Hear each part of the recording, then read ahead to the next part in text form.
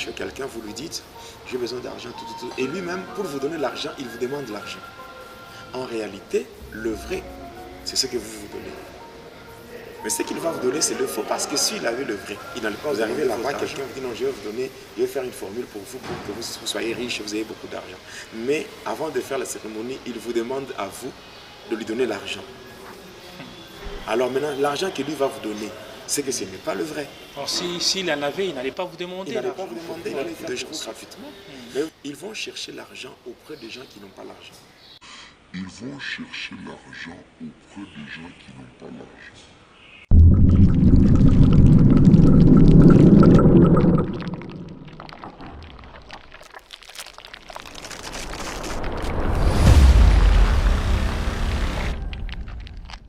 On a parlé sur le vol malin. Donc j'ai expliqué le vol malin et ses conséquences. Donc j'ai parlé sur le vol malin et ses conséquences. En dehors du vol malin, il y a ce que je faisais encore. Je faisais encore, passant par le catalogue, les gens qui venaient me consulter. Ce qui est drôle, c'est quoi? Ici, je veux une parenthèse. Pour dire quoi? Ce qui est drôle, c'est que beaucoup d'enfants de Dieu souffrent. Et beaucoup de gens souffrent. Ils vont chercher l'argent auprès des gens qui n'ont pas l'argent. Je ne sais pas si vous comprenez un peu ça. Vous allez chercher l'argent auprès de quelqu'un qui n'a pas l'argent. Vous arrivez là chez quelqu'un, vous lui dites, j'ai besoin d'argent, et lui-même, pour vous donner l'argent, il vous demande l'argent. En réalité, le vrai, c'est ce que vous vous donnez. Mais ce qu'il va vous donner, c'est le faux, parce que s'il avait le vrai, il n'allait pas vous demander votre argent. Vous arrivez là-bas, quelqu'un vous dit non, je vais vous donner, je vais faire une formule pour que vous soyez riche et vous ayez beaucoup d'argent. Mais avant de faire la cérémonie, il vous demande à vous de lui donner l'argent. Alors maintenant, l'argent qu'il lui va vous donner, c'est que ce n'est pas le vrai. Alors s'il en avait, il n'allait pas vous demander. Il n'allait pas vous demander, il allait le faire pour vous gratuitement, mais vous demandez autre chose. Bon, alors moi, je faisais aussi ce qu'on appelle le portefeuille magique. Donc, le pouvoir du portefeuille magique, qu'est-ce que je faisais avec? Comment est-ce que je procédais? Les gens qui venaient me voir pour avoir l'argent, qu'est-ce que moi je faisais? Je leur donnais un portefeuille magique. Et avec le portefeuille magique, qu'est-ce qu'on faisait? Je donne le portefeuille magique, mais l'argent doit apparaître dans ce portefeuille. Maintenant, qu'est-ce que moi je faisais? Je faisais le calcul sur la vie de la personne. C'est-à-dire, je fais une manipulation satanique. Passant par cette manipulation, qu'est-ce que je veux faire? Je regarde la personne, je fais des calculs par rapport à l'horoscope télépathique. Après l'horoscope télépathique, je prends certaines formules et là, je commence à lui dire, par exemple, je donne un exemple, je suis devant moi, j'ai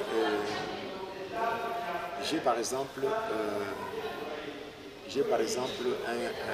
un client qui est devant moi et je lui parle, je lui dis, en principe, ton séjour terrestre est de 70 ans. Je donne un exemple. Je dis par exemple que ton séjour terrestre est de 70 ans. Et présentement, tu as déjà, par rapport à ça, tu as déjà consommé, par exemple, la personne a 35 ans. Ou je dirais donc 35 ans. Et dans le 35 ans, qu'est-ce qui va se faire? Dans le 35 ans, c'est que je vais prendre les 70 ans que je lui ai montré avant. Je prends le 70 ans, je retranche. Je retranche le 35. Et là, le reste, donc la différence, c'est que il me reste pratiquement 35 ans. Alors le 35 ans qui reste, c'est ce que je veux lui dire. Je lui dirais que non, toi tu vas vivre, il te reste, par rapport à ton séjour terrestre, ce qui te reste à vivre, c'est 35 ans. Alors maintenant, qu'est-ce que je veux faire? Qu'est-ce que je vais faire, c'est quoi? Je vais maintenant dire à la personne, c'est que l'argent que tu auras, tu vas faire un succès, tu auras de l'argent et ton succès sera la moitié de ce qui te reste à vivre sur terre. Donc je prends le 35, nous divisons en deux. Et là nous avons pratiquement, je pense, 17,5. Donc ça veut dire que la personne aura l'argent et fera son succès pendant 17 ans et demi. Maintenant, qu'est-ce que je vais faire? Je lui donne ça et la personne part. Dès que la personne part, qu'est-ce qui va se faire? La personne va commencer à avoir de l'argent dans son portefeuille, faire même la folie avec cet argent. Mais, qu'est-ce que le diable nous disait?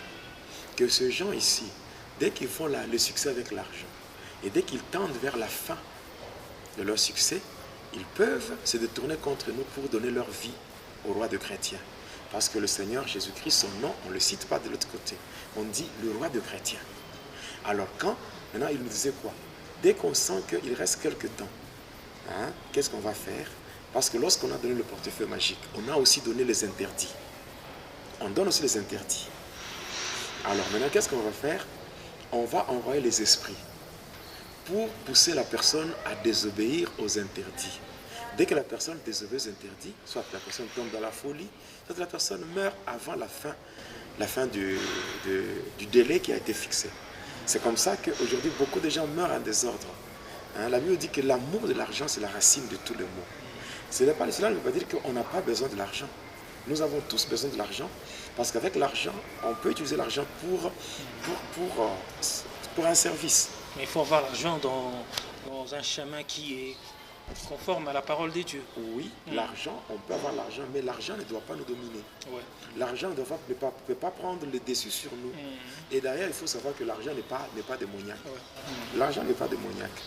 C'est le diable avec maman dans le domaine financier qui, quand les gens viennent vers le diable pour solliciter de l'argent, et là, ils se laissent maintenant sous la domination des démons. Mais cependant, l'argent, c'est tout le monde qui en a besoin. Donc on ne doit pas utiliser des raccourcis.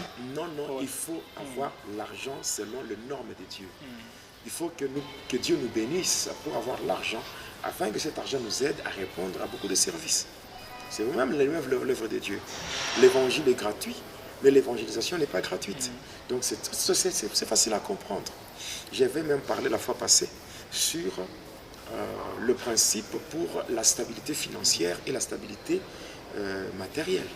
Donc un enfant de Dieu doit être stable sur le plan matériel et sur le plan financier, en suivant certains principes qui sont bibliques. Bon, en fait, il y a de ceux-là, de ces personnes-là qui consultent seulement pour avoir des portefeuilles magiques, mais derrière ça, il y a des conditions. Il y a des conditions, ce qu'on appelle les interdits. Dès que vous violez ces interdits, automatiquement, vous serez victime. Et cet argent, ils peuvent commencer à gaspiller ça normalement. Normalement, ils peuvent faire même des folies, ils peuvent même se payer des véhicules, tout ce qui va avec. Mais cependant, on ne peut pas, de l'autre côté, on ne peut pas dire que non, il a l'argent, il fait son succès, après il nous échappe. Non, on doit le piéger. Le but, c'est de l'avoir, lui. L'avoir, donc on va le distraire avec l'argent, et après on va le piéger pour avoir son âme. Voilà. Parce que l'âme d'une personne a beaucoup de valeur plus que l'argent qu'on donne. Donc tout ce que le diable recherche, c'est pas ce qui c'est l'âme. Voilà. Le diable n'a pas besoin de l'argent. Parce que presque toutes les institutions financières du monde sont sous contrôle de Satan. Non? C'est connu de tout le monde, beaucoup de banques et tout, c'est Satan qui gère.